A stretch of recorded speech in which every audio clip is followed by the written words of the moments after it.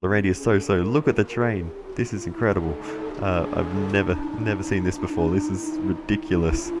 That must be almost half a dozen cars at least in the train now. Hello everyone. Before we get into today's video, I wanted to quickly say that I do realize this is a long video, so there are timestamps on your screen right now, so you can skip straight to the action. I've had a chat with Carl about the new parts, and we're happy that they've been integrated into the car okay. With any luck, you'll be able to feel the improvement, so give them a try. Hello everyone, and welcome back to another episode of my F1 2019 career mode for the Belgian Grand Prix today. And this is one of my best and favourite tracks in the game, so I'm looking forward to a good race, hopefully. We have an objective to qualify, to finish rather, in 6th position in this race or the next in Monza. And these are two tracks that should really suit our car, definitely more so than the Red Bulls, especially with these two drag reduction upgrades that have gone on the car, and they will be very helpful around these circuits. All dry for qualifying, but in the race, there will be some rain, so that will be interesting to see how that affects strategies. But this is the title of the episode. This is the big news. Nico Hülkenberg has replaced Pierre Gasly at Red Bull. Gasly has gone down to the Haas team, and they have switched places. So Nico Hülkenberg has he's been moving up already. Has moved from Renault to Haas this season, and just 4 races later has been promoted to Red Bull. So very interesting series of events for Hülkenberg. He's driven with Renault, Ferrari and Honda Power so far in this season now. So maybe he'll move to Racing Point or Mercedes next and get some Mercedes power as well in the last part of the season. That would be quite interesting if he moved again. But anyway, he has a legitimate chance of podiums now. He got that pole position in Hungary. That was an amazing lap, but it fell away for him in the race, as it often does for Haas. But now he has a legitimate chance to get into the fight with the top group of cars. But you can see on the R&D, we're still in 5th place behind Haas, but we have really, in general, closed up a lot to the top teams, particularly Red Bull.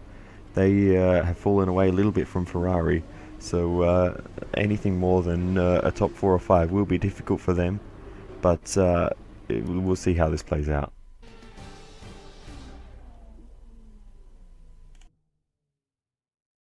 Welcome to the Circuit de Spa-Francorchamps for the first practice session of the weekend. This marks the start of the Belgium Grand Prix.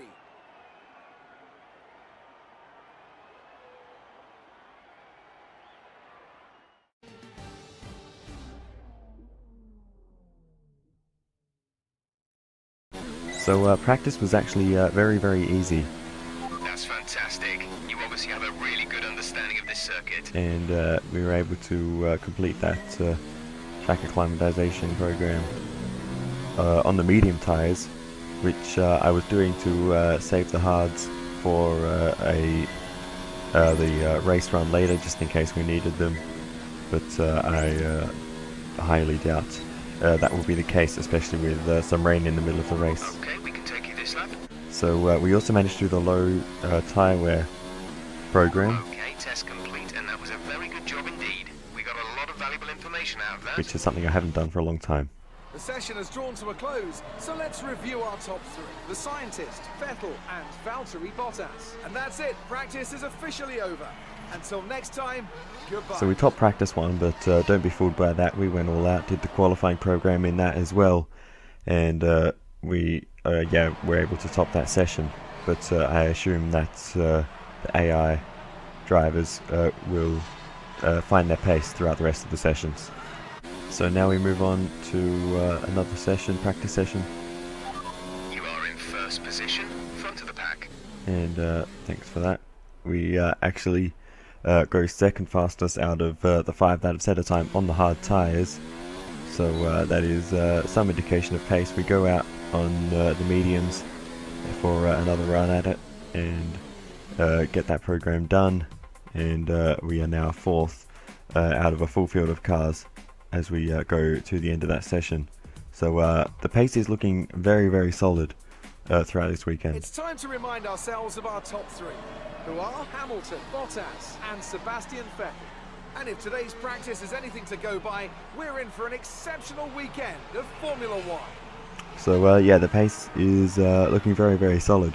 And note that Max Verstappen in this session is down in 8th, and Nico Hulkenberg, well, he's not even in the top 14. So now into the final practice session.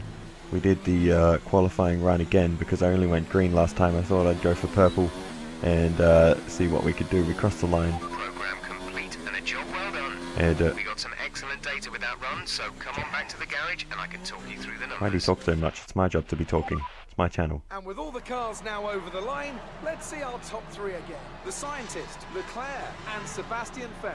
What an incredible practice session. The fun doesn't stop here though.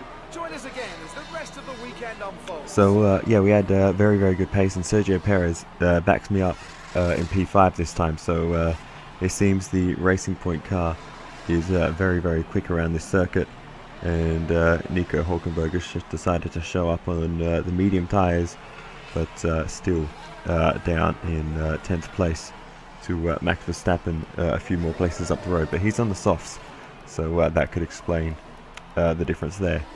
But looking down further afield, Alex Albon was quite high up in FP2 and has dropped down to last place.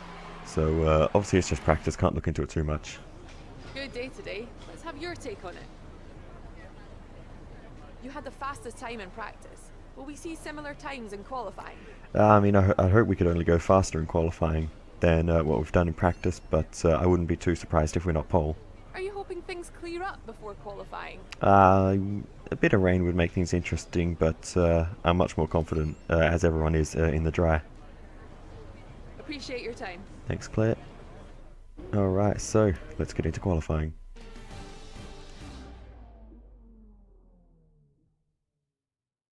It's qualifying time at Spa, one of the mightiest tracks on the Formula One calendar. Long straights, up and downhill, ROUGE as well. This track isn't for the faint-hearted. Now then, Anthony Davidson, you're not getting any younger, but you have been involved in your fair share of qualifying sessions in an illustrious 30-year career. How do you deal with the pressure when you have that one chance to deliver a perfect lap? It's not so much about dealing with the pressure, it's more about how you approach the risk and just how much of it are you willing to take. You're constantly balancing the car on the edge of grip from braking, cornering and traction, and over the course of a lap it's easy to get that balance wrong, and that's why achieving the perfect lap is almost impossible.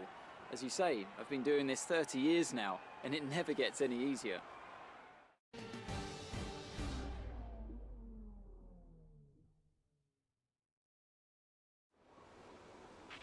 We don't need to push too hard in this session. We should have the pace to qualify easily. So onto our first lap of this Q1 session. Through the first corner quite nicely. Good amount of cut there over the curb. Can get away with that one. Over all the curbs in F1 2019 on a tight corner like that, you can get away with running over them a little bit. It's really the sort of middle speed corners where you have to avoid them. But running a little bit off the apex through ROUGE Radion complex, and I'm not really sure if we lost the game time in that, but we didn't get a corner cut warning, surprisingly. So got away with that one, and we continue on our lap. So through Les Combes is pretty clean, a little bit narrow on the exit, and through Rivalries, just trying to keep it to the right hand side towards the exit of the corner to get a good line through No Name corner. Missed the apex a little bit, but shouldn't be too bad. Now through Podium, just trying to flow the car through nicely and get a nice exit. And we do that. We actually got through Podium really well, but now through the next couple of corners, just not quite getting it right, a little bit narrow on the entry, and then through Stavolo, big aggression over the inside curb, trying to use as much track space as possible. Very awkward corner to match the speed just right. So through that section, and then through Longchamp. I always feel like I just feel a bit clumsy through that section. Always drop a wheel in the grass or something like that, but pretty good through there that time. And now through the bus stop and onto the main straight. A car up ahead, but that shouldn't affect us as we head towards the line with the DRS open, and that lap puts us in P2 currently. So that should hopefully be good enough to get us straight through to the next session. The bottom 5 are Albon, Ricardo, Magnussen, George Russell, and Kubica just got knocked down there as well. So at the end of the day, we actually stay up in P3 in that session. Sergio Perez down in P7th. So good effort by both of us through to the next session, and hopefully Sergio Perez this time can actually improve in this session, because it's been typical for him to drop back and not even make it into Q3 on occasion. So as we go through our lap, it's been decent enough so far, and through Lecom a lot nicer there through that section than on the previous attempt in Q1. So now the understeery right-hander and no name corner missing the apex there again, running very wide almost into the wall there. So this lap is a little bit messy, or is getting that way towards halfway around this very long circuit. Through Pouon though was alright, but Fania chicane just not getting the line right through there. And now through Stavolo, again just getting the line wrong, using all the exit space there, so he might have got away with it. And now on the run towards the bus stop, hopefully we didn't lose too much time on that run. And now through the bus stop, again a little bit of an awkward line. So this has been a very messy lap. Okay, you're in the top 10. We get into the top 10 though, up into P3. So this lap hopefully should be good enough, and as we go through, it is good enough up into P5. So that is very good to see. But knocked out in this session is Lando Norris, Antonio Giovinazzi, Pierre Gasly, Lucas Weber is knocked out as well, which is interesting to see that he's actually behind Lando Norris, as well as Danny Kvyat, who is off the screen. But notice that Nico Hulkenberg is the only one, or is behind me, but is ahead of Perez and ahead of Verstappen. So that is very interesting to see that. But anyway, we'll see if he continues his form in this next session. But anyway, to our lap now in Q3, up ROUGE and Radion, and again a little bit of a cut there, but we get away with it. Now into Lecom, bit of a tight line on the entry, and I tend to do that if I feel like I'm not going to make the corner, or if I'm not confident in the car. So that's something I really I need to stop doing, is heading straight for the apex while I'm still on the straight. I don't really know why I do it, but I know it's not the fastest way. So I need to work on that at some point. But anyway, through Pouon now, and you can see that same mistake has cost me a bit of time, really wide on the exit there. But hopefully we can get away with it. It's a flat corner, so it shouldn't cost us too much time to run out wide like that. And through to Stavolo now, really wide on the entry, get through there quite nicely in fact.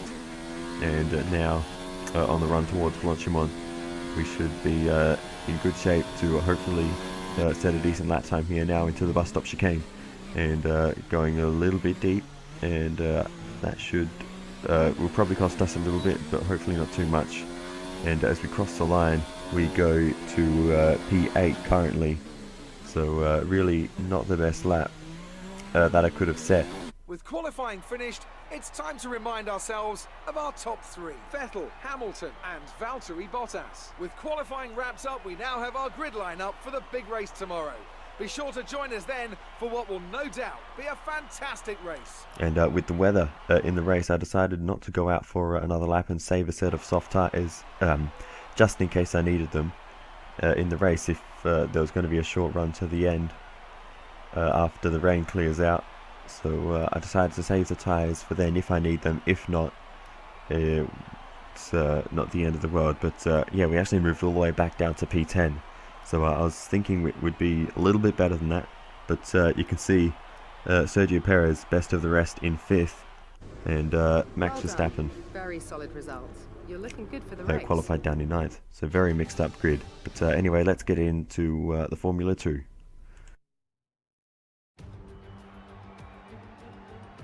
Located in the Ardennes countryside, Spa has been hosting races for almost a century, and it's revered by drivers and fans alike. So it's a joy to be here today as we prepare for the next thrilling instalment in the Formula 2 race calendar.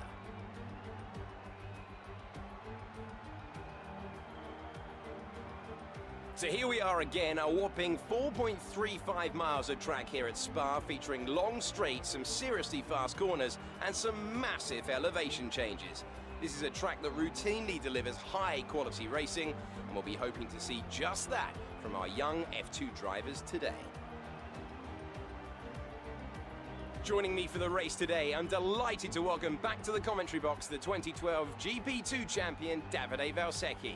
Davide, it's great to have you with us for today's race. Any tips for our drivers out on the track today? It's a real pleasure to be here, Alex. We are in for a spectacular day in Formula 2.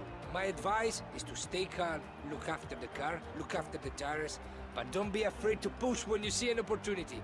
Using the DRS on some of those long straights will be crucial for the driver looking to make a challenge.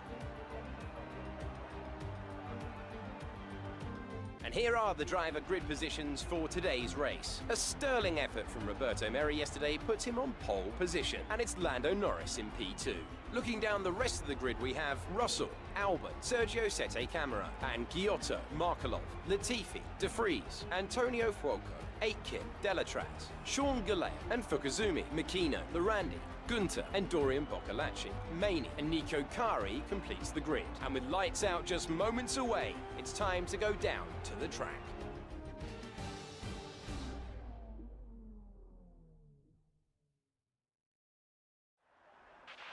Okay, La Source is always pretty tight, but we've got a clear run. Remember the runoff if you need it. Alright, thanks Jeff. We'll try not to resort to the runoff, but we'll see how we go. Bit of rain in the middle of the race, so that could be interesting. That looks to be around about where we would normally switch tyres to the hard compound for the end of the race, so we'll see what we end up doing there. But we go now to 5 red lights. Lights out, and we are underway for the feature race here at Spa, and it's a pretty ordinary start, and we've got a car on each side going into turn 1, but we give Russell the big squeeze on the inside, and we get a better exit than I believe that was Norris on the outside, and we head up towards Eau Rouge for the first time, but we were able to get through there cleanly. Here's the onboard from George Russell, and lucky we were a little bit wide at the apex, or we could have made a lot more contact than that little tap. But now through Eau Rouge and Radion off the road there, and that will give me a bad run all the way up until Les Combes, and George Russell is sitting in the slip stream right behind me, and he's on the inside, and just going to try and outbrake him here, and we might just do it there, but he was trying to take the position there, but we were able to hold on. But he is being very fast at the start of this race, a good start, and is trying to overtake, and now we run a bit wide there, but can't really overtake on that corner, so luckily we were able to hold on, but we need to just get our lines right and stop running wide, stop making little mistakes. So we move on. This is now on board with George Russell, and this is lap 3 of the race, and you can see we are just struggling through that section of track. We cover the line there to make sure he doesn't go for the overtake, and we managed to survive that one, but we dropped some wheels in the dirt, but thankfully he's too far behind to take advantage of that. But now on to lap 4, sorry. Heavy rain arriving within 5 minutes time. You know, we have rain soon, so the rain will be here in no time. We definitely won't need another set of tyres before we go on to the wets. 1 stop to go, 1 stop left in this strategy, 6 laps until your pit window is open. So yeah, by the time the pit window comes, it will be well and truly time for the wet tyres. So thankfully that won't be a concern. So let's see if we can hold it out through the changing conditions. It's always a very tricky phase of the race when the rain comes. So I'm sort of dreading that slightly. The AI are very, very good in the changing conditions. Once it's wet enough for the inters. Some rain soon. Expect the first drops in the next few minutes. A few minutes away now, so it is fast approaching this weather. But yeah, once we put the wet tyres on, I have no doubt we'll have some decent pace compared to the AI. But on the slicks, in the slippery conditions, it is very difficult. And as I say that, we've fallen under attack from George Russell. Once again, we tried to get a switchback, but I was way too tight on the inside line there, and George Russell is able to get away. But towards Lake Com, we've got the DRS, so can we do anything about it? Can we go back down the inside of George Russell? He's going to defend, so we have to look to the outside, down the outside, into Lake Com, and we're going to hold it around the outside to the inside of the next part, and we should just about get it done. But he's still there on the right hand side, and through Malmedy he gets the position back almost, but we still run side by side and we hold on. But we run wide through Rivalries, and where is he? I don't even know where he is at this point. He's alongside us still, and he's going to go around the outside of No Name Corner. We're still side by side all the way towards Podium, and this has been for almost a whole sector now worth of distance, and we are going to finally be able to get through there. But a new strategy is available on the MFT. That was a mega battle with George Russell. But you can see the rain hasn't really started yet, at least not to any major degree, and we've got a new strategy already, and it is to pit on the next lap. So Got that confirmed. now the rain spots 22 laps of fuel remaining. are appearing. The radar's showing a clear patch on its way. There's about 10 more minutes of this rain. So I'm going through all the radio to see what exactly is going on, and I'm just not convinced that it's time for the wet tyres, but I'm going to trust the engineer and go into the pits.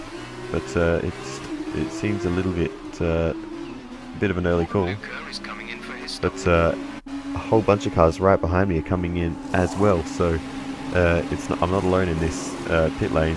So we get the stop done, and we get held a bit by some other cars coming in, but that hopefully won't cost us too much. Hopefully there'll be other cars being held up, and hopefully that didn't cost my teammate too much as well. He was behind me. But we get out of pit lane. Pit strategy complete.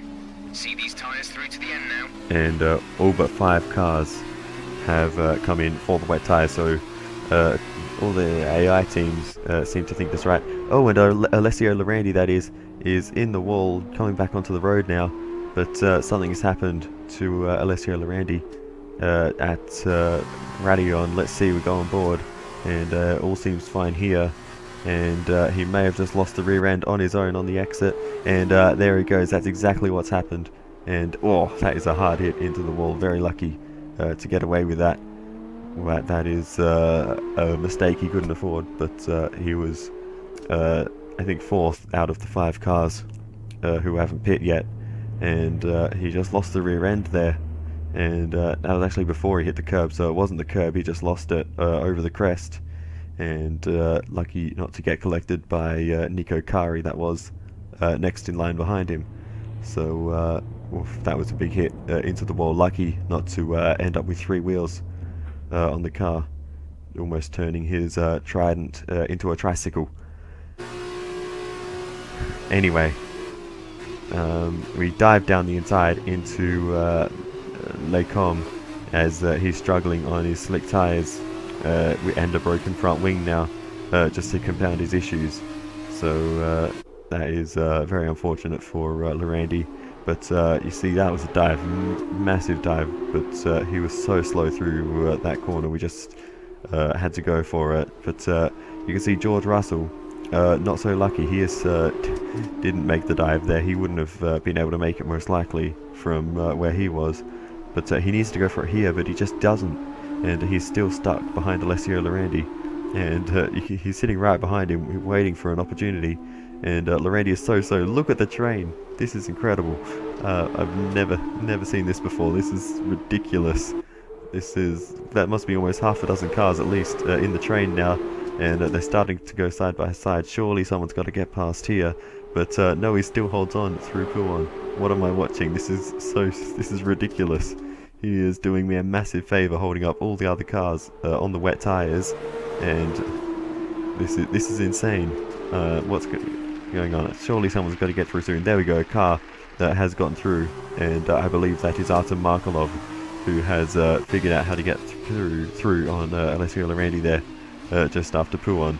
But anyway, we get down the inside of Nico Kari and through the bus stop now, and Kari goes into the pits along with all the other cars, and that releases us back into the lead of the Belgian Grand Prix.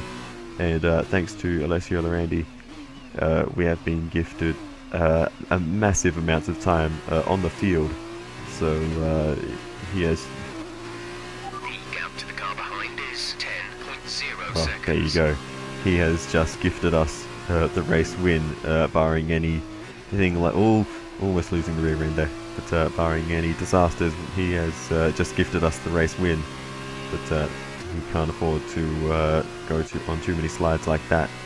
But anyway, moving on now to lap 9, and the race has just sort of neutralised for us a little bit. We're just sort of going along. We anticipate an end to this rain in around 5 minutes. And yeah, just waiting for this rain to end, go onto the slick tyres and run to the end.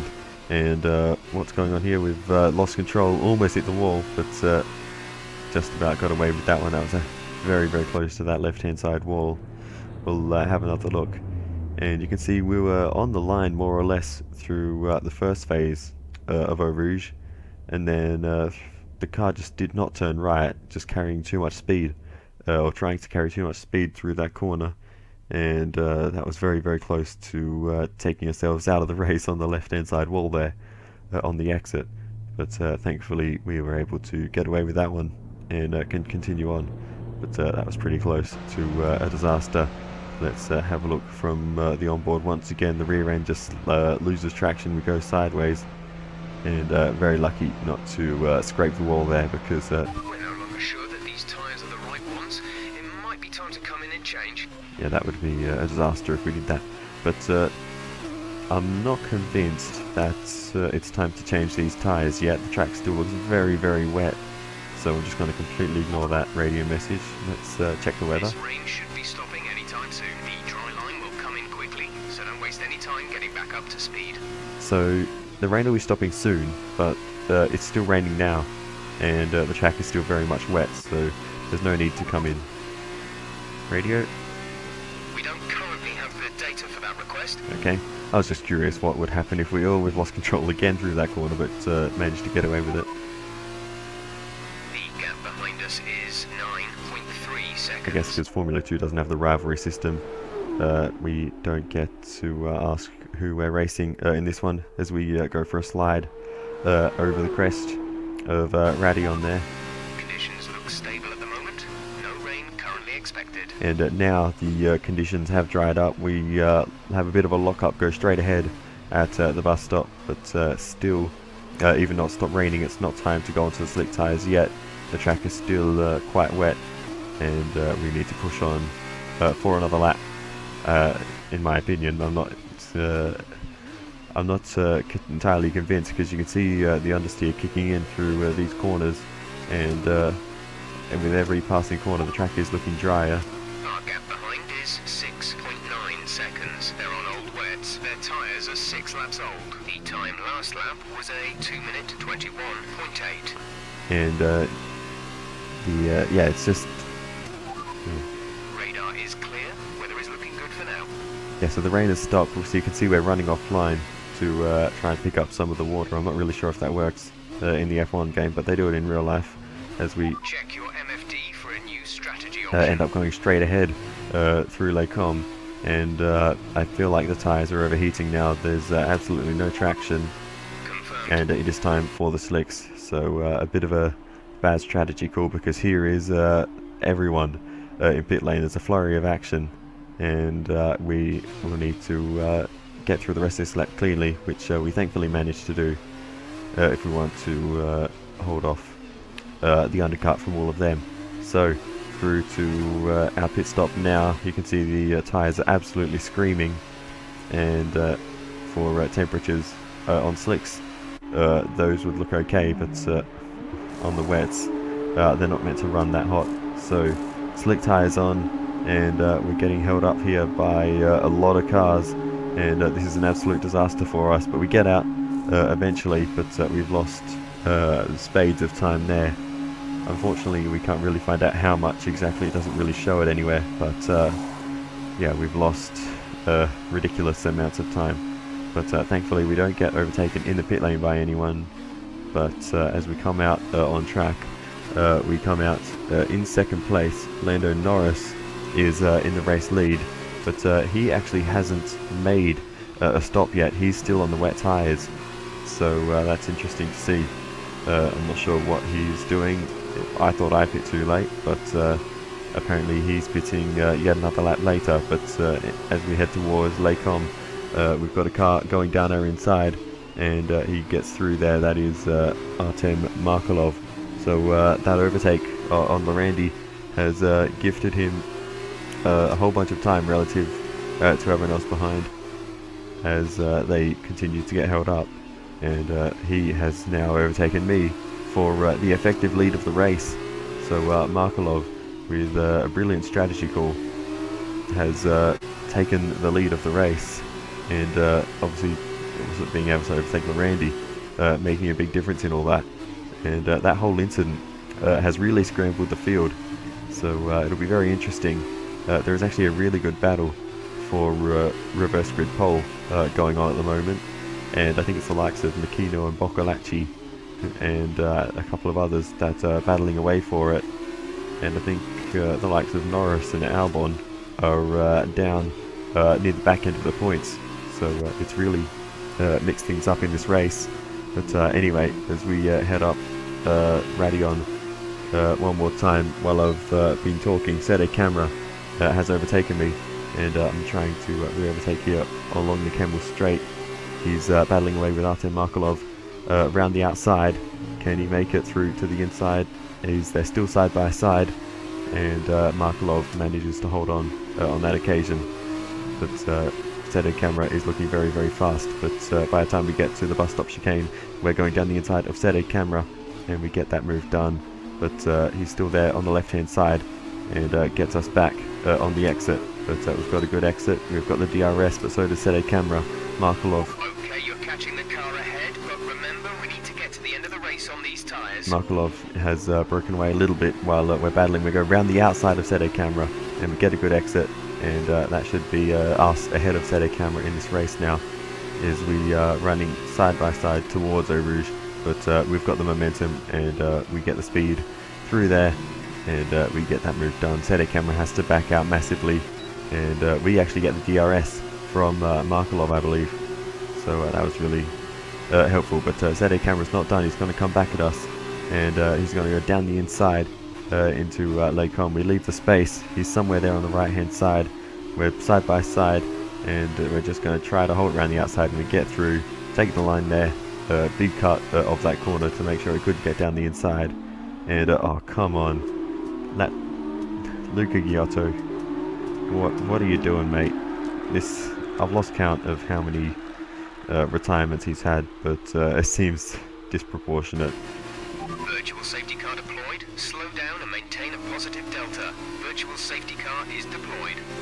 Luca Giotto, another mechanical failure. I feel like it could be his third or fourth for the season. It's been ridiculous, and these things keep happening in the feature race, and you can't afford that, because you get put at the back of the field for the sprint race. So it's going to be another hard weekend for my teammate, unfortunately. But anyway, it caused a virtual safety car, but that won't last too long. We'll get back underway, and Luca is out of the race. Luca is out. Virtual safety car is ending. Maintain your pace until the green flag. VSC ending. Wait for green. Luca is out once again. But anyway, we can very soon continue our charge after Artem Markelov and see if we can bring home the win in this race. But anyway, we're not done with Sede Camera just yet. We're battling away into the first corner, but managed to hold him off there. But our pace is fading somewhat in this race, and now it is George Russell putting the pressure on Sede Camera. They're side by side through ROUGE and all the way through Radion, and they're still side by side along the Kemmel Straight. We're going to try and block off George Russell because he's got a little bit more momentum. Sede Camera's going to go to the outside, and he's going to go all the way past, but we're on the inside. We can send it down the inside and hopefully maintain the position ahead of both of them, and they can keep battling away behind us. Sede Camera maintains third position ahead of George Russell, but he is they're progressively getting faster and faster, and my tyres are wearing out more than theirs, it seems. And through the final corner, George Russell manages to get around the outside. This is your final lap of the race. And now we're on the final lap, so we're running out of time in this race. So we are going to have to try to get George Russell with the DRS along the Kemmel Straight. It might be our only chance, but he's got a good exit out of the first corner, so it's going to be pretty hard to catch him just through ROUGE and Radion. But we get a nice run through there, and we'll open the DRS. Let's see what we can do along the Kemmel Straight, sit in the slipstream, and just hope that it's enough. So let's see as we head towards Lecom. Are we going to get close enough? We go as late on the brakes as we dare, but unfortunately just not close enough. So it's going to be a mighty middle sector if we have any chance of overtaking George Russell. Let's see what we can do through the understeery right-hander. We are right behind him, and as we move on to the bus stop chicane, we maintain that distance. We have a look down the inside into the bus stop chicane, and we run very wide on purpose, block him off, and thankfully we have a big slide on the exit, but thankfully we're able to hold on and take second place in this race. Okay, pick up rubber and bring it home. What a race that was insane. A great win then for the Russian time team today. Davide, what do you think made the difference here? What a race, Alex. Every so often we get a spectacle like we did today. Less focus on strategy and time management, and more on just pushing it to the limits and battling it out for those top positions. I think what we experienced today is evidence of why Formula 2 is continuing to draw into crowds. And expect today's race will definitely be turning a few more heads to the series. And here are podium drivers today after that excellent race. They've excelled here, as they so often do, and it's a well-deserved victory. Russian time then are on top today. Look at that, what a crazy race that was, as Davide said. But there you go, Artem Markelov taking the race win. Absolutely insane. We may see a bit of that next year in real life, we'll have to see. But very good race by everyone. And now let's take a look at the drivers' standings. Roberto Merri takes over the lead of the Drivers' Championship after that excellent result. And so, driver of the day then, Davide Valsecchi, who do you think you'd go for? Well, after a driver like that, it's going to be Dorian Boccolacci. Very clean, very smooth. I can be really pleased with that one. And here's how things are shaping up in the Teams Championship. We saw a dip in form from the championship leaders today. Their lead has taken a significant blow. After all this drama, you'd be mad not to join us for the next race. We hope to see you then. Take care. So I mentioned the chaos that Alessio Lorendi caused when he spun out and held up half the field, and you can see how mixed up the top, well, the whole result sheet is. You've got Tadasuke Makino on reverse grid pole. Dorian Boccolacci will be sharing that front row, and behind them will be Latifi and Antonio Fuoco. So it's very, very interesting grid. and you've got Lando Norris and Alex Albon outside the points, and Arjun Mani as well, just missing out on that reverse grid pole in 9th. So it's absolute insanity in this Belgium feature race. So Nick de Vries also outside the points. So yeah, it's just a very weird set of results. And well, what more is there to say? We'll take the second place. It was better than any of our championship rivals could achieve, and we are now a good fistful of points ahead of Albon in the championship. So let's move on to the next race, the sprint race, and see how that one goes. Hopefully it will be just as exciting.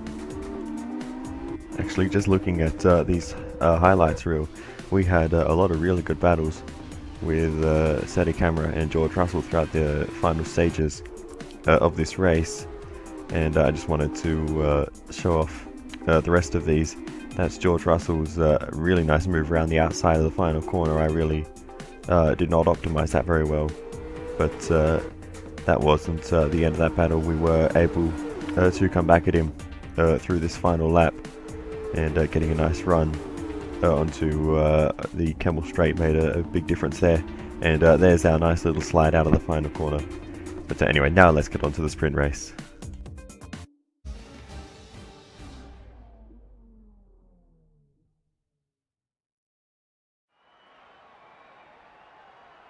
And we're back. After yesterday's feature race, the top 8 drivers have been reversed on the grid, setting up some exciting action as we launch into today's event, the sprint race.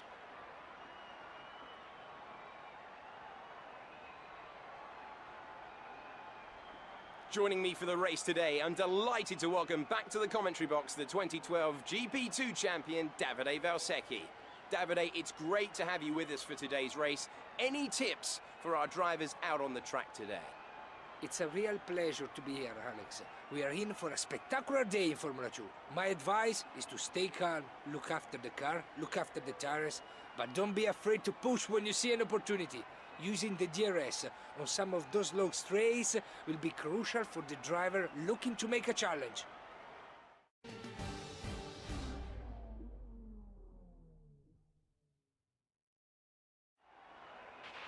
Okay, remember to brake early for turn 1, as the pack's gonna bunch up.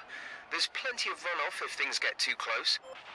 Alright, thank you, Jeff. Alright, so there's the strategy. Medium tyres, the all race, or whatever they are. The rest of the grid is forming up. Be patient and watch for the lights. I've got no idea, the harder of the two compounds anyway.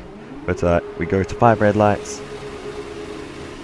Anyway, we go for the sprint race here in Belgium, and we'll spin in a cloud of smoke for Sadi Camara, but he's got away well in challenging Foyko into the first corner. Markelov's immediately past me on the left side. Maney goes for the big dive down the inside of everyone. Delatraz is now around my outside, and he's a little bit off circuit there, and has to give the spot back. But as we head through ROUGE and Radion, we miss the apex there, and run a little bit wide, cut Radion a little bit, but got away with it there. And we shouldn't be under threat from behind. We didn't get too compromised by that little mistake, but we're in a bit of a realm of our own now. We've somehow created some space both in front and behind, so that was a good at the start of this race. We have a look down the inside, but we're just not quite going to be able to get the power down on the exit. That was right on the limit of cutting the corner there.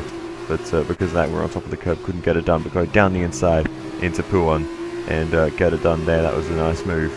And here is the onboard barging Markelov out of the way there. Next up is Arjun Mani. We go down the outside through Fania, and we might just get it done inside of the second part, and we get through on Arjun Mani. So making some places early in this race. And as was always my plan in these sprint races, is to get through the pack as quickly as possible, and then deal with the tyre wear when it hits later on in the race. But hopefully it shouldn't become too much of a problem with a track that is has a lot of straights. But anyway, next up is Antonio Fuoco. So what can we do against him? He's defending very heavily into Les Combes. Took me a long time to remember the corner name. We go around the outside to the inside, and actually a little bit off circuit there, squeezing all the way to the edge, and we get the move done. Just about, a little bit sketchy, but we do get through on Fuoco. Next up is our rival from the last race, George Russell, and we are actually making decent progress through the field. And as we exit Podium, we are right behind Russell. He's defending into Fania, but we go down the inside anyway, and completely miss the apex of the corner. But thankfully Russell leaves us the space there, Great maneuver. You made it look easy. avoids the accident, and we manage to survive and gain that position. So next up is Nicholas Latifi. Haven't seen too much of him this weekend, but he's managed to get himself in a decent position in this one. So let's see. Makino has just moved into first place. As Boccolacci and Tadasuke Makino are battling away from the lead, we're going to go to the outside of Latifi, and we're not quite going to be able to make that move work. But into No Name Corner, we're just going to try to get the run, and we get a really nice switch back through there. Let's see if we can go down the inside at Pouon of Latifi, down the inside, and that is a nice move, and we get that done there. So we are making steady progress through this field, and we should be on the back of the leaders in no time. Boccolacci and Makino, sorry. Boccolacci and Makino side by side for the lead there, as we were side by side with Sergio Sede Camera. We got the better of that battle, and I believe Makino was able to hold on to the lead, as on lap 6 of the race, Louis Delatraz retires with a mechanical failure, pulls off to the side, lets the field past. But no consequences there of a virtual safety car. But now Dorian Boccolacci has also retired, right in front of us. Big cloud of smoke. VSC deployed. The virtual safety car has been deployed. We need to keep a positive delta here. Slow down, maintain a positive delta. Drop your speed. Our delta is too low and we risk a penalty. Alright, so now we do get a virtual safety car. Sede Camera had to slow right down. Could not see a thing through all that smoke, couldn't see. VSC ending, we're going green. Maintain positive delta until the green flags. He couldn't see where Boccolacci was, so that was interesting. But we've gained a bit of time there on Sede Camera because of that.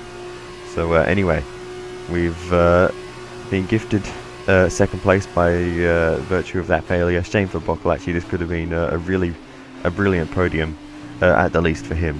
But nonetheless, we'll continue on and try to win this race. So we've caught up to Tadasuke Makino now, the Japanese driver in the Russian time car, down the outside into Les Combes, but Makino is able to hold on there. And we're nearing the phase of the race now where my tyres start to wear more than what the AI do, and it becomes a little bit more difficult to attack the AI, but it's not too bad yet, and we should be okay for a little while. We're leading our teammate by 17.4 seconds.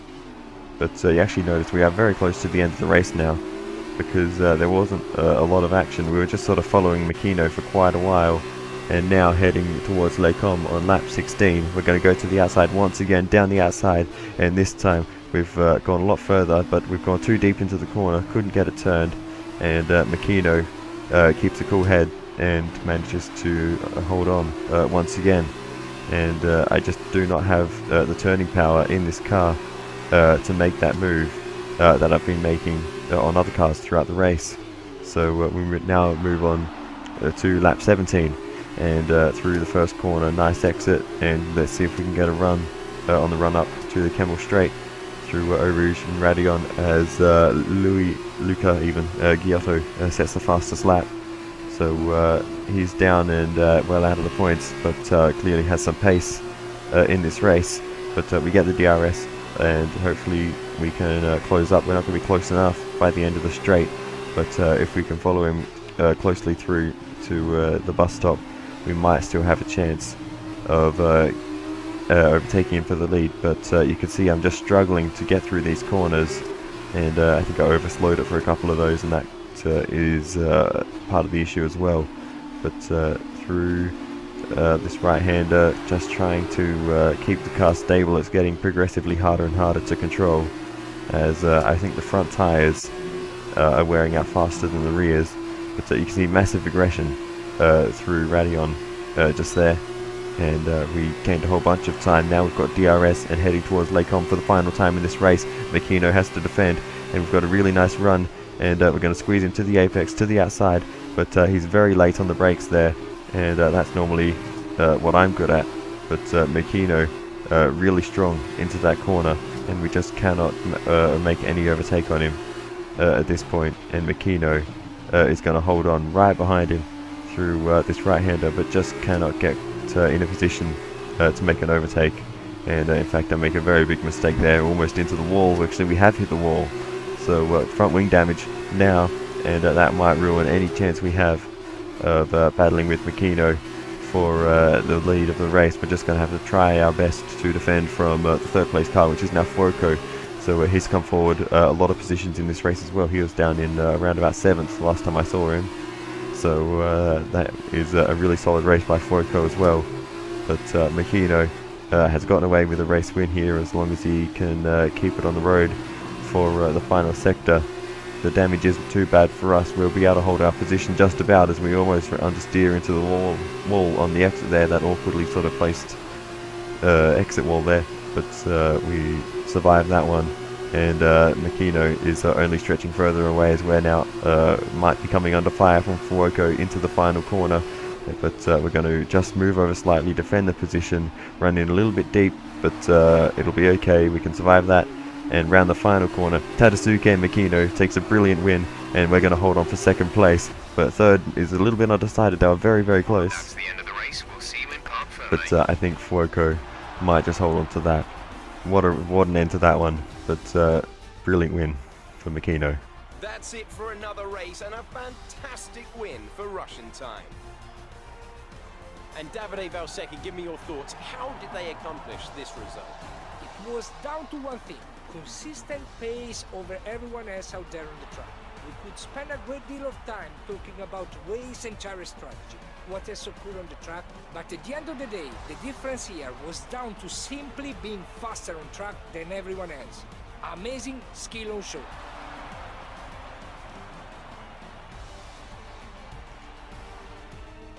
And here are podium drivers today after that excellent race. They've excelled here, as they so often do, and it's a well-deserved victory.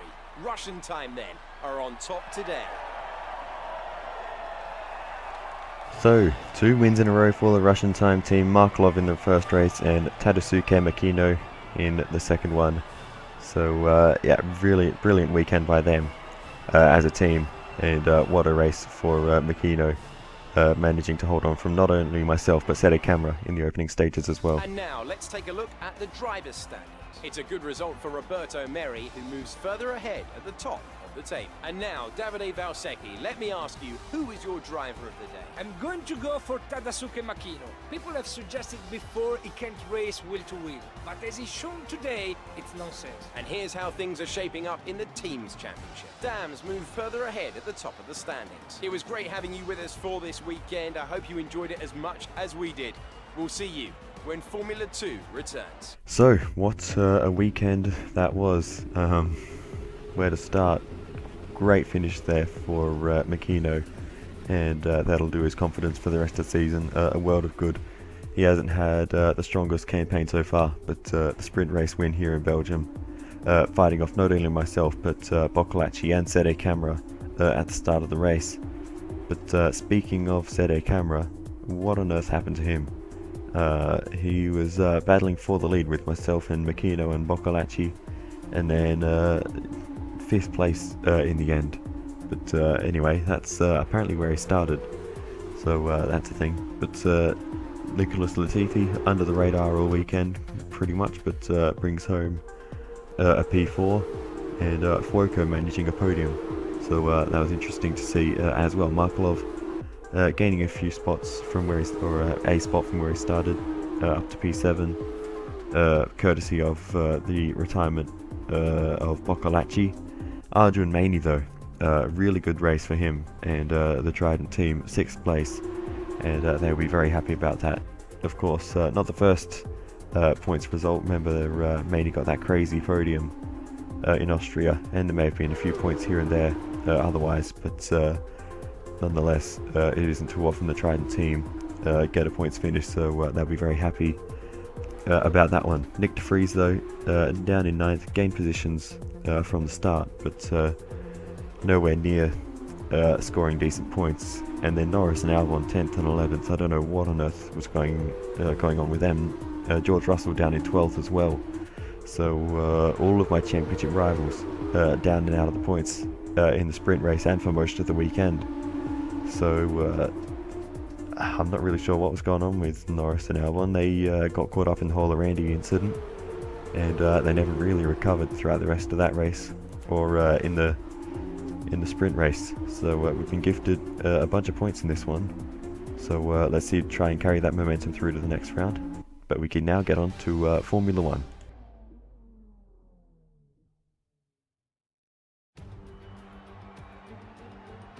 Who doesn't love the Belgian Grand Prix? It's the race, of course, that gave maiden pole positions to the Jordan and Force India teams, with Rubens Barrichello and Giancarlo Fisichella respectively. Jordan, of course, would then go on to better that here in 1998 with their first ever victory. And you can guarantee that something special will always happen at Spa-Francorchamps. But what that something is today is anybody's guess. Spa-Francorchamps then, a historic 19-corner circuit with a lap distance of 4.35 miles. There's over 100 metres of elevation change here, and with long stretches of the lap spent flat out, a good top speed will be vital for success. Anthony Davidson is here once again for today's Grand Prix, and we're just discussing the new driver lineup. Now, can I talk to you about Pierre Gasly? They've just moved to Haas. How do you think they'll get on? Well, I think this came as something of a surprise to most of us, but it could end up being a bit of a coup for the team. Getting a driver with experience higher up in the field might just be the boost they need, and I'm sure they'll be a big asset as the team continues to develop their car. With the race minutes away from starting, here's what today's grid rundown looks like. Sebastian Vettel has a clear track ahead of him today. He starts in pole position, and Lewis Hamilton completes the front row. As we continue through the rest of the grid today, we have Bottas, Leclerc, Sergio Perez, and Raikkonen, Hülkenberg, Verstappen, the scientist, and Lando Norris, Giovinazzi, Gasly, Robert Kubica, and Ricciardo, Albon, Butler, Kevin Magnussen, and Daniel Kvyat. They've taken a grid penalty. Russell and Lucas Weber completes the grid. Now it's almost time to lights out, so let's go down to the track.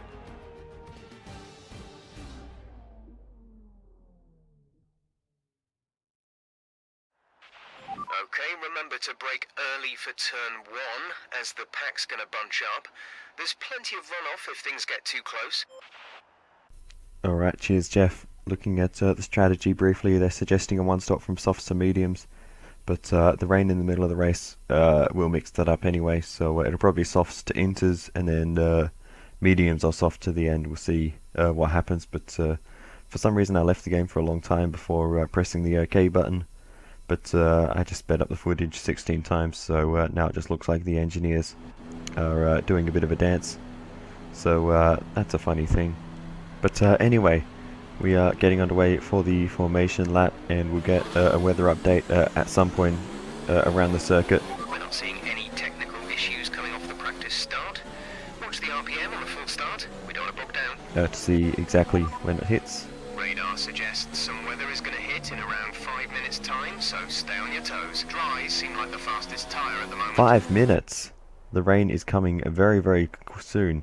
Very quickly, as Sebastian Vettel takes his pole position, and the Mercedes line up behind him along with the rest of the field. We now go to 5 red lights, and it's lights out and away we go for the Belgian Grand Prix. We get a good start versus the Red Bull cars, and straight away we are looking for a move, but Kubica puts an end to that, dives down the inside of everyone, and he makes a brilliant start, battling away side by side with Hülkenberg as we get past Verstappen, and we've got a good run. We're going to make it 3 wide with Kubica and Hülkenberg up ROUGE around the outside of Radion. We've lost the rear end, and into the wall we go, and Mind that front wing.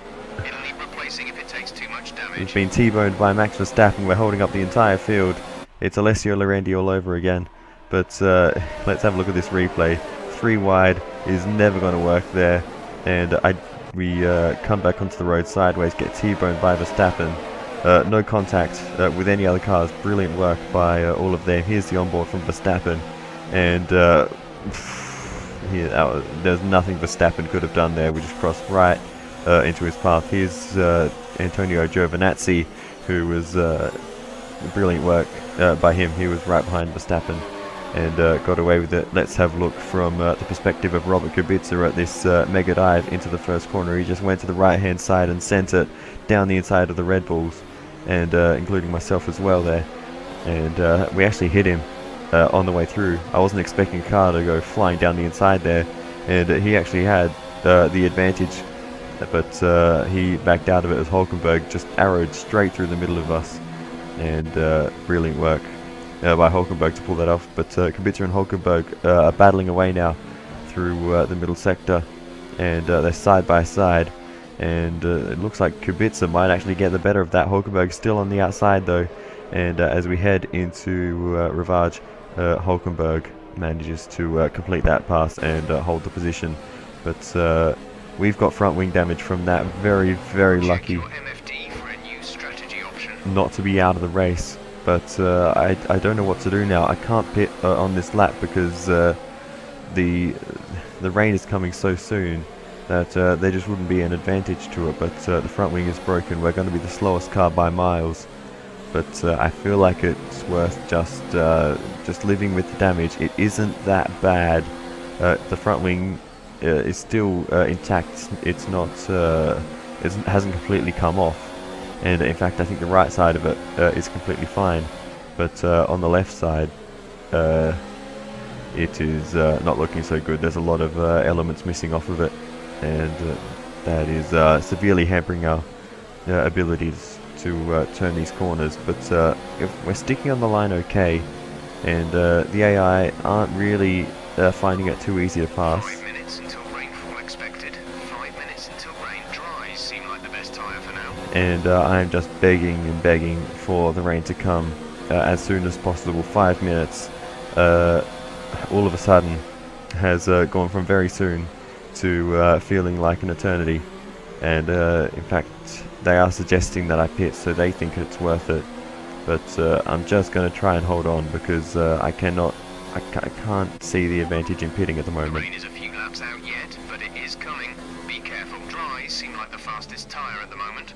And now the rain is just a few laps away, a couple of minutes, and it'll start, but we run wide at Podium, and Daniel Ricciardo slides on through down the inside.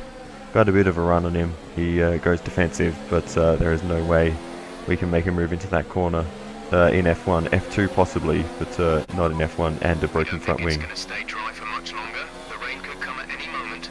Watch out. Dries seem like the best tyre for now.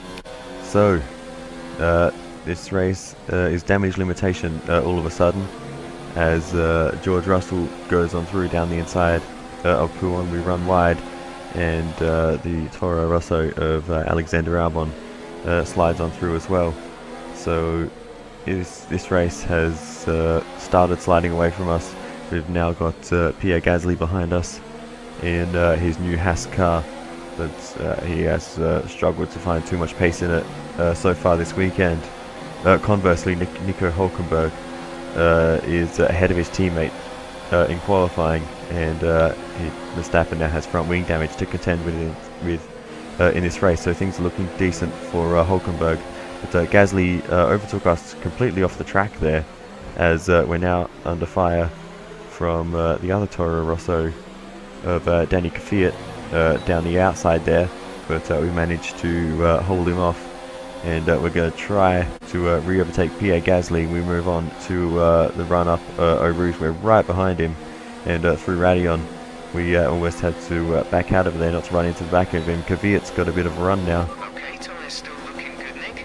Let's keep them that way for as long as we can. And we go down the inside of Gasly, get the move done before the corner, so we've got plenty of straight line speed still, and Gasly and Kvyat battle away behind us still, so that should give us some space. But there's a yellow flag, so we'll have a look at the replay. Weber's down the inside of all of them, and Gasly has been turned around again.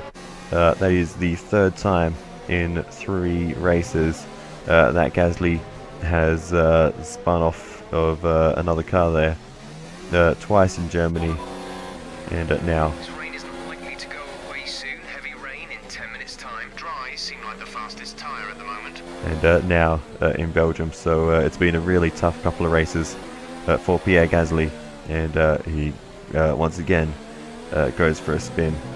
So anyway, let's almost hit the outside wall there. I was holding my breath for a second because I thought we were heading into it, but we had to let those cars pass. We just had no pace anymore. I feel like the damage has either gotten worse or I think we're still on the right tyres for the time being. the weather has taken a turn and is really affecting us now. But not enough to head on to the Inters just Heavy yet. rain arriving in under 10 minutes. Dries seem like the best tyre for now. But yeah, it seems like the rain is apparently here. Lap times are falling off. We want you to pit in for repairs. Box, box, box. And there's the more visible spots on the screen there finally. But it is not enough for intermediate tyres just yet. So this is getting very interesting what I do. I might just have to go for the Inters. This damage, I swear, it just feels like it's getting worse. I'm not sure if that's possible without hitting anything. For another 10 minutes, then we'll see a transition into heavy rain conditions. Dries seem like the fastest tyre at the moment. But we're just running wide at every single corner, and thankfully runoffs are a thing. Okay, we'll fit Inters on your next stop. So Inters for the next stop, which will be right now. Heavy rainfall on track in about 10 minutes. Dries seem like the best tyre for now. And yeah, he's still saying that dries will be faster, but it surely won't be for long. So into the pits we come, and we will finally get rid of this broken front wing, get a nice clean new front wing, some intermediate tyres on, and hopefully maybe we could make something of an undercut, but there's not really too many cars around us to get the undercut on. But hopefully it could save us some time anyway. But this race has gone severely downhill. I think we're only ahead of Pierre Gasly. Okay, stay clear of the white line on the exit. We'll receive a penalty for dangerous driving if you cross over into the track. On corrected order once everyone makes their stop. Arriving in under 10 minutes. Dries seem like the fastest tyre at the moment. As we immediately lose the rear end. And these tyres are not gripping at all. So it's definitely way too early to switch onto the Inters. But I didn't have a choice. I was losing so much time with the broken front wing that I feel like this is faster anyway. So hopefully this race can come back to us once everyone makes their stop. Running cars. Gasly is ahead of you. The gap to the car ahead is 22.1 seconds. They're on fresh softs. Pit window opens in 19 laps time. 19 laps, 39 laps to go. So Pierre Gasly is within range just about of overtaking, but you can see here with the example of the Ferrari team, they're all coming in at once and they're all double stacking. So there will be cars getting held up, and that will have the effect of helping us with making a comeback in this race, because all of the second cars in each team will have been getting held up in pit lane there. You currently hold 19th place. As we are now in 19th as Gasly made his pit stop. But interestingly, both of the Mercedes stayed out, and they will both be coming in on this lap, I believe. And you can see when we come to end the lap, the rain is very, very heavy. So I think that was a mistake by them, but we've actually moved on quite a way into the race to get to this point and to catch up to some cars. But what I say is still true. It was still raining for a long time before the Mercedes cars made their pit stop, as we go around the outside of Danny Kvyat there. Nice work, that brings you up a place. And get that move done around the outside of Fania. So that was a nice move. But next up is my fellow Australian Danny Ricciardo. No, it's not. It's the other Renault, sorry, of Kevin Magnussen. I don't know how I messed that up so badly. Call me Crofty. But it's I just said it again. It's Magnussen.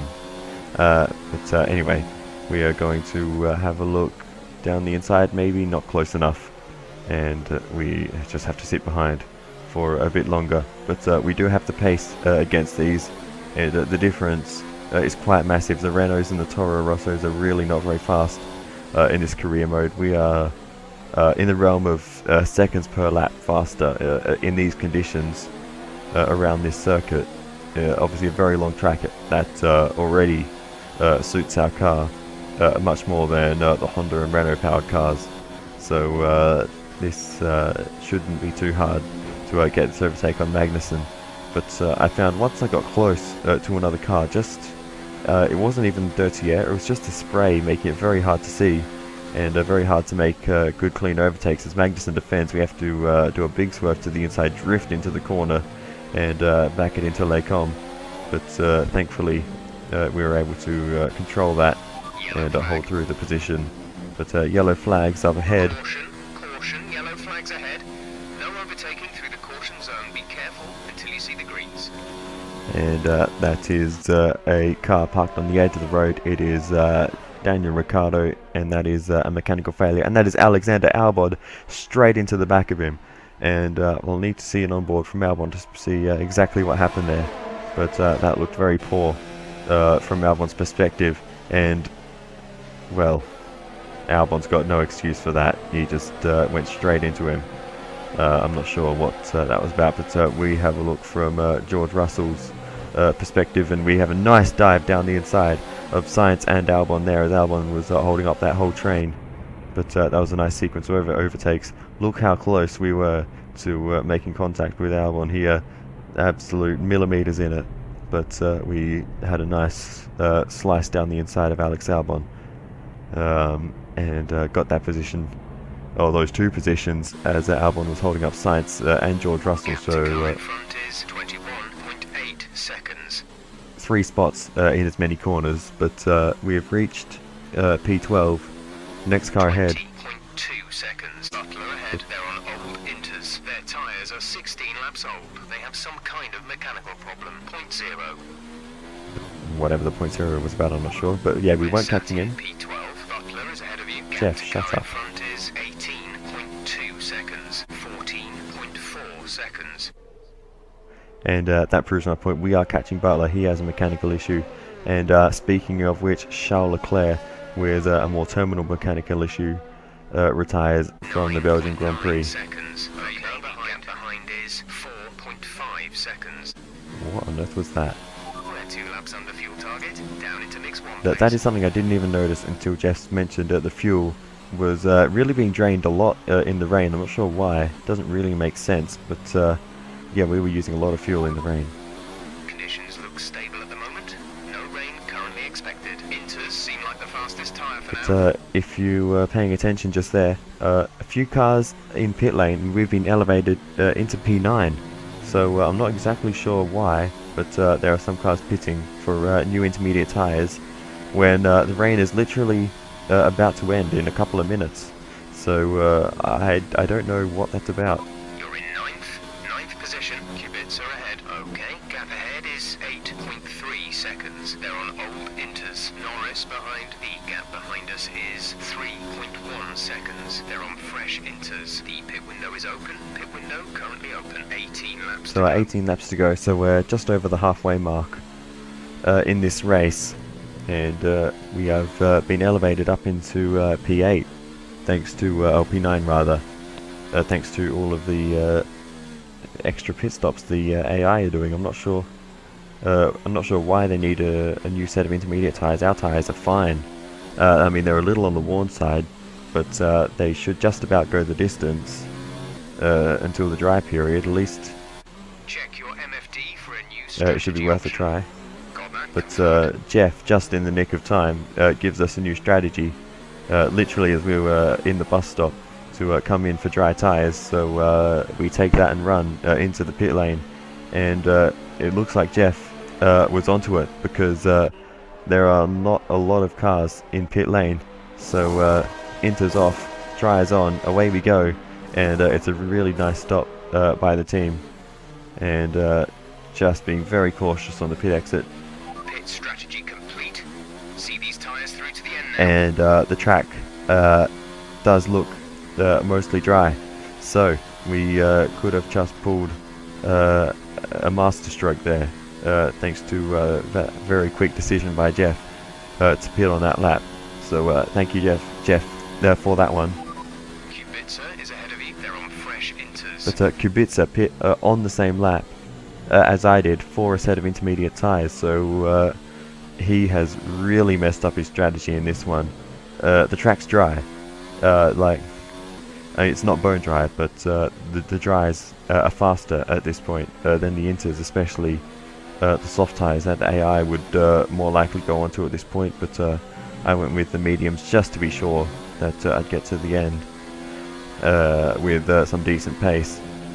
Let's turn up the ERS deployment and burn some of this But energy. Kubica, look how slow he's going. That is a big mistake for him, and he has thrown away a top 10 finish surely in this race. So we're just being ultra patient behind him, almost losing the rear end Sergio is in the pits. on the curb there. Sergio Perez in the pit lane, so I'm a long way behind my teammate, but he didn't lose his front wing on the first lap, so that can be attributed to that. But we've clawed our way back thanks to the AI's terrible strategy, and are looking good for The gap to the car behind is 2.5 maybe a seconds. top 8 if we're lucky. I'm not sure exactly what the rest of the field are doing at this point. You're sat in P8. Sergio is ahead of you. Gap to car in front is 31.7 seconds. They're on fresh softs. Weber is behind you. Our gap behind is 2.5 seconds. They're on fresh softs. Pit strategy complete. See these tyres through to the end now. 16 laps to go. The gap to the car ahead is 19.4 seconds. So Sergio Perez 19 seconds ahead. We won't catch him, but Lucas Weber might catch us. That's Sergio ahead. They're on fresh softs. And Sergio Perez on the soft tyres, as I just mentioned. So really what we've got to look out for the rest of this race is Lucas Weber behind us, and that will be the battle we have.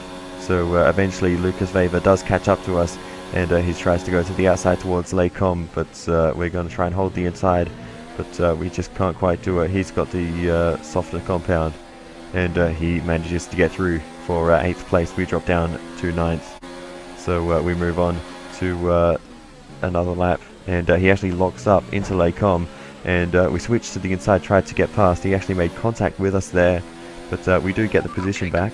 Great pass. But we'll see from the external shot exactly what happened. Weber locks up, turns hard right, trying to make the apex, and he actually broke the end plate off of his front wing. Have a close look here, it's gone. So he will be absolutely ruining that mistake, and he will be kicking himself to not have left a bit more space, because we were well clear, or of we didn't do anything wrong. He just turned in on us. But anyway, we actually move on to the end of the race now. Lucas Weber had a bit of a comeback at us, but we were able to hold that off, and that's really all that happened.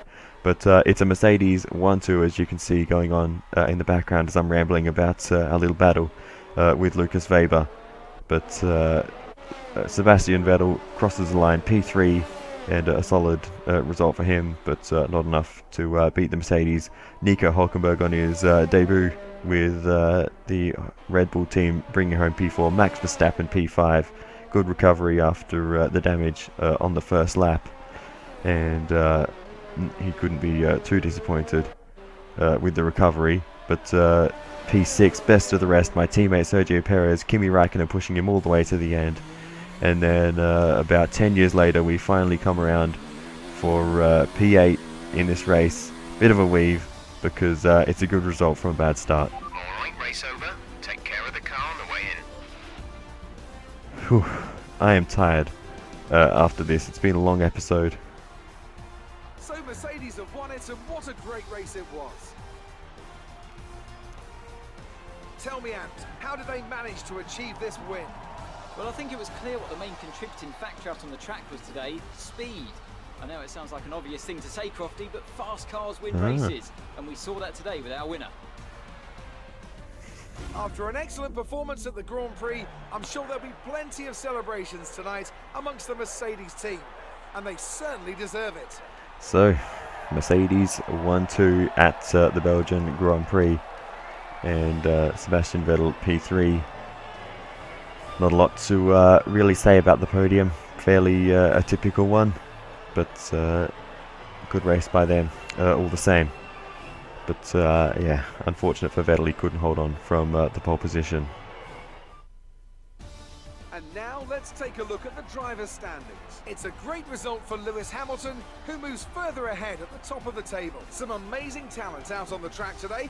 But Anthony, who would you pick as your driver of the day? Well, I have to give it to Lucas Weber. Cool, calm, collected, a very consistent performance, and one that he can definitely be proud of today. It's time to see how things are shaping up in the Constructors' Championship. Mercedes continue to extend their lead. It was also a strong Grand Prix from Haas F1 this weekend.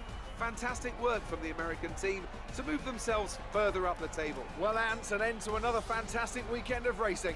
Thanks to everyone who joined us, and we'll see you for the next one. So unlike Davide Valsecchi, who gave a spot-on description of Mikino's driving throughout the F2 race, Anthony Davison clearly did not watch the race today and just looked at the results, because I wouldn't really say Weber was cool, calm and collected as a cucumber. During that one, he locked up and tried to make the apex, found out there was a car on the inside and almost clear of him, but turned in anyway and broke his front wing. But he will learn from that mistake. Obviously still the rookie season for all of us, but anyway, still a solid race in terms of the finishing position. Very lucky that the AI screwed up the strategy amongst themselves. But yeah, I don't know. We made the mistake on the first lap trying to go 3 wide with Hulkenberg and Kubica. But anyway, we will just have to live with that one and learn from it. Don't go 3 wide into ROUGE. It's just never going to work. Lost the rear end, hit the wall, and the rest is history. But recovered, and that's what counts. But anyway. Yeah, that was all there really is to say about that race. As far as I can remember, Kimi Raikkonen actually a really good race in the Alpha as well. And of course, Pierre Gasly, another race to forget for him. And he will be looking forward to Monza and hopefully something better there, because he has not had a very good run over the past 3 races. But anyway, I'm so annoyed about that mistake at the start. It was a silly thing to do, and I'm still thinking about that now. But yeah, I'm glad that we were able to recover and finish the weekend quite nicely. What a weekend, though. Great work out there today. Let's have your thoughts. That was a good race for Lucas. Are you pleased to see him doing well?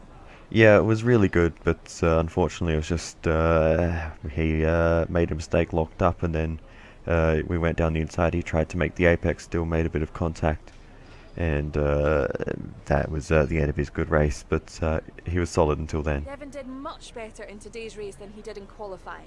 Were you expecting that? Yeah, obviously he didn't have the greatest qualifying, maybe, I'm not really sure. But he will always come through the pack, no matter where he starts. He's a good racer. But yeah, I'd never expect anything less from him. The weather was miserable today, but do you feel this was an advantage for you? Yeah, it was. I mean, with the damage at the start, it would have been very hard to catch up. But with some good strategy work with the weather, we made up the time. Do you think you were lucky not to end your race with that crash? Oh, we were incredibly lucky not to end the race right there and then. But thankfully, it was just a bit of front wing damage, and we got away with that one. Great. Well, that's everything. Thank you, Claire. So, end of another crazy weekend. This has probably been my favourite so far. And if you've somehow watched this far into this massively long episode, then congratulations to you. But anyway, I potentially split it into two halves. But on to research points, resource point, whatever they're called. Let's see how many we get. A massive 434. But we still have 1,200 in total, so we should be able to get some upgrades on the car for the next round, or perhaps for Singapore. We'll see what happens there, what is available. But for some reason, everyone loves us except for the top 3 teams. Still not impressed. Their reputation is actually going down, so that's interesting. Great work. That's exactly the kind of result I'm looking for. Keep it up. But anyway, let's have a look at the emails. Carl is happy enough with that weekend of racing. But anyway, we have just the usual emails. Invitational event to go to, which I might do. There was one driving 82 McLaren around Australia that looked interesting. Lucas Faber just being his typical self, and Devin Butler also being his typical self.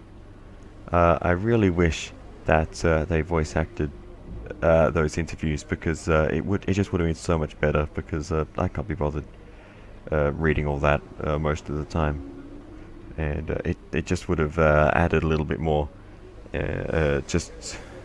Even if they didn't do the cutscene for it, just if they voiced it, just would have been better. But anyway, we do a quality control upgrade, and we do the tyre wear upgrade, which will be on for the Italian Grand Prix. So that is the end of another episode. I hope you enjoyed it, and I will after this put in the replay of the the invitational event. There we go. So if you're interested in that, you can keep watching. Otherwise, I will see you for the next episode, and hope you enjoyed it. Goodbye.